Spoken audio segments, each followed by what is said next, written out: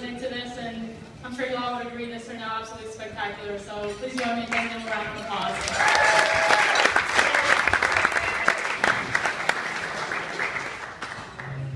So for those of you I haven't had the pleasure of meeting yet, my name is Laurie, and I met Chelsea a little over 10 years ago at Virginia Tech, where we played on the tennis team together.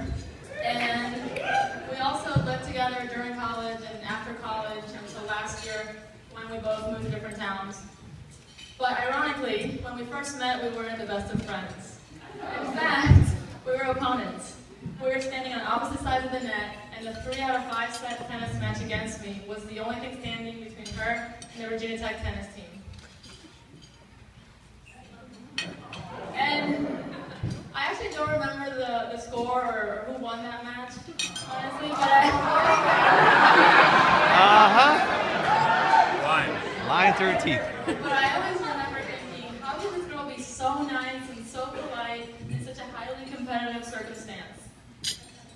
And it's even harder to believe now that I know that that's the same person that years later dove head first and tackled me just for a chance at a behind-the-back beer pong shot.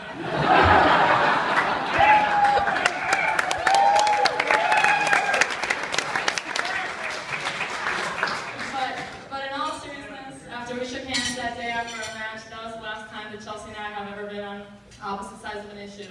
Since then, we've been truly inseparable, and I'm so lucky to call her my best friend. And like most friends, we spend a lot of time together. We share a lot of fun memories and funny stories that fortunately and many times unfortunately are documented on Facebook. But to me, it's really the moments in between the pictures that make our friendship so great and so special. Like, for example, the time when we convinced each other that covering the perimeter of the kitchen with empty wine bottles was a perfectly formed decoration, so our drinking habits in college were totally justified. Or the time when we lost multiple hours of our lives coming up with the perfect wireless connection name so that our guests and neighbors would think we were cool. And the sad part was that the name that we came up with was Chubby's Fat Camp. Obviously, it didn't work. Or finally, the time when Chelsea pretended to understand the complex inner workings of a duck's brain as she explained to me how a duck decoy worked, which still didn't answer my question of why do we have to have one in our living room. I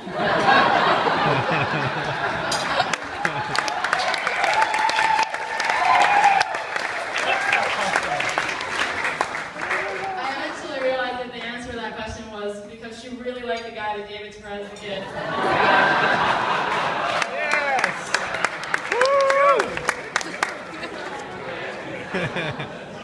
So in short, my point is that it's those randomly spontaneous, unplanned, undocumented moments that make us less like friends and more like sisters. And so Chelsea, as an older sister, I stand here today so proud of you for choosing Brendan, who I know will take the best care of you and will love you to no end.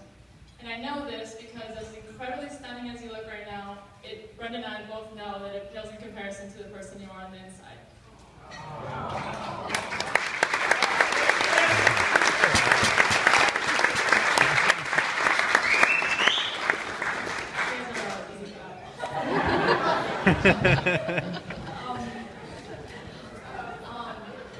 So speaking of Brendan,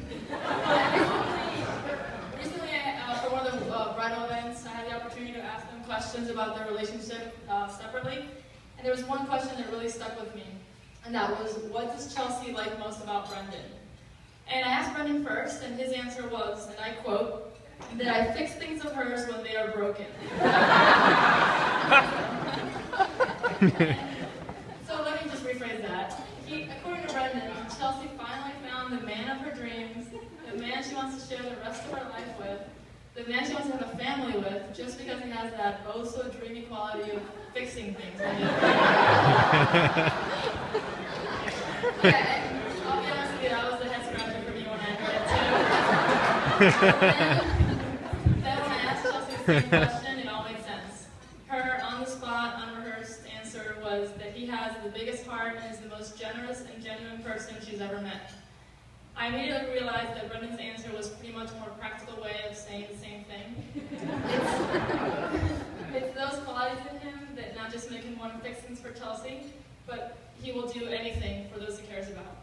I've experienced this firsthand, and for this and many other reasons, I call Brendan one of my great friends too, and I'm so happy they found each other.